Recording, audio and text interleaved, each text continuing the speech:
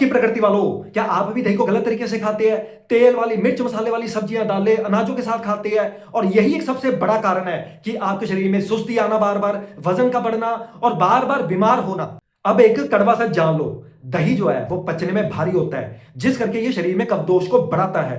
और आज का लाइफस्टाइल कैसा है लोगों का? सबको तनाव है, पाचन शक्ति में इतनी ताकत नहीं है, बढ़ाड़ू जीवन है क्योंकि। और जब आप दही को ऐसे खाएंगे सभी चीजों के साथ मिला के, तो ये पचने में और ज्यादा भारी हो जाएगा। बैड कॉम्बिनेशन बन गया और जिस करके ना सिर्फ आपका कफ दोष बिगड़ेगा, आपका पित्त और वात भी बिगड़ेगा और धीरे धीरे फिर आप बीमारियों की चपेट में आ जाएंगे।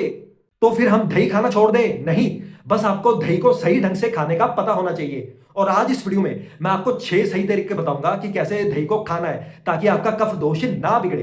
दोस्तों, उन 6 तरीकों को जानने से पहले मैं आपको ब्रीफ में यह बता दूं कि कफ की प्रकृति वाले कौन होते हैं। जिनकी कफ की प्रकृति होती है उनके शरीर का जो वजन है वो ज्यादा होता है, कईयों का बहुत ज्यादा होता है। उनके शरीर में अक्सर ज्यादा आलस, ज्यादा नींद आना, शरीर में भारीपन का महसूस होना, सर्कुलेशन की प्रॉब्लम होना शरीर में, और उनमें लाइफस्टाइल बीमारियों का खतरा ज्यादा बना रहता है, जैसे high cholesterol, high BP, fatty liver, type 2 diabetes, पेट पर मोटापे का ज्यादा आना, हाइपोथायराइडिज्म का खतरा ज्यादा बना रहता है वात और पित्त की प्रकृति वालों के मुकाबले। अब दोस्तों, एक एक करके हम उन 6 तरीकों के बारे में बात करेंगे। पहला तरीका और सबसे शॉकिंग, दही को आपने वैसे नहीं खाना जैसे पूरी दुनिया खा रही है। एक ही थाली में दही है, दाल है, सब्जी है, रोटी है, सलाद है, चटनी है, अनाज है, तो ये खाएंगे तो आप बीमार ही पड़ेंगे। इसको बिल्कुल अवॉइड करना है। दूसरा तरीका, ये कोई बताता ही नहीं है। दही जब भी आपने खाना है तो अकेला खाना है, किसी भी चीज के साथ नहीं खाना है, जो मैंने आपको अभी बताया है। अकेला कब खाना है? खाना खाने से कम 1 या 2 घंटा पहले खाना है, ताकि जो दही है वो एटलीस्ट पच जाए और बाद में आप अपना फिर खाना शुरू करें, ताकि दही और खाना मिक्स ना हो और कोई बैड कॉम्बिनेशन ना बने आपके पेट में।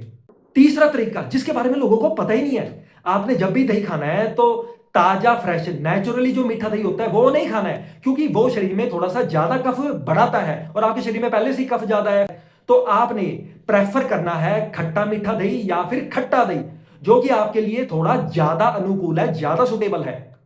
और ऐसे दही में अगर आप चुटकी भर काली मिर्च मिला लेंगे तो आपको और भी फायदा मिलेगा।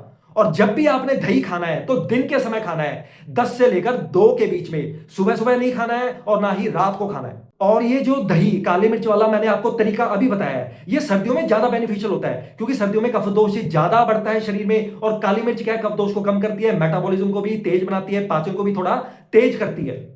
चौथा तरीका, सीधा आयुर्वेद से। आपने जब भी दही खाना है तो उसमें पुराना शहद मिला के खाना है। कितना शहद मिलाना है? 1 चम्मच पुराना शहद लीजिए और उसको 100 या फिर 150 ग्राम दही की कटोरी में मिलाकर खाए। पुराना शहद का मतलब जो कम से कम 1 साल पुराना होता है, क्योंकि पुराना जो शहद है वो कफ दोष को कम करता है, वेट लॉस में भी मदद करता है नए शहद के मुकाबले। पांचवा तरीका, हाई प्रोटीन वाला नुस्खा, सीधा आयुर्वेद से।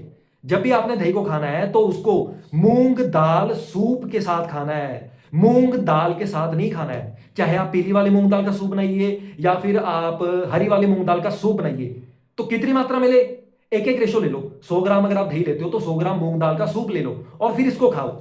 इसका फायदा क्या है? इसका स्पेशल फायदा ये है कि जो मूंग दाल है वो शरीर में कफ दोष और पित्त दोष को बैलेंस करती है, मतलब बढ़ा हुआ कफ और बढ़ा हुआ पित्त दोष को बैलेंस में लाती है, उनको कम करती है। और दही जो है वो कफ दोष को बढ़ाता है, पित्त को बढ़ाता है। तो ऐसे दही को खाने से आपका कफ नहीं बढ़ेगा और आपका पित्त भी नहीं बढ़ेगा।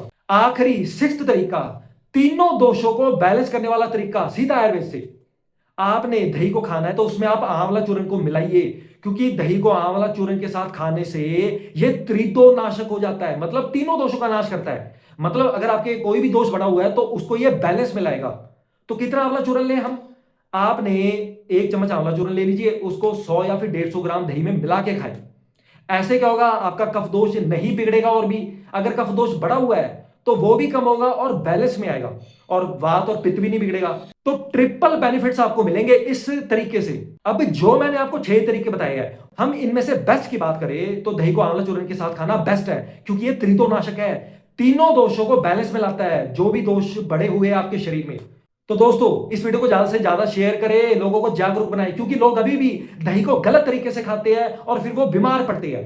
इस वीडियो को ज्यादा से ज्यादा लाइक भी करें और मेरे चैनल को भी सब्सक्राइब करें, और मेरी और भी जो मैंने दही पर अन्य वीडियोस बनाई है उनको भी जरूर देखें।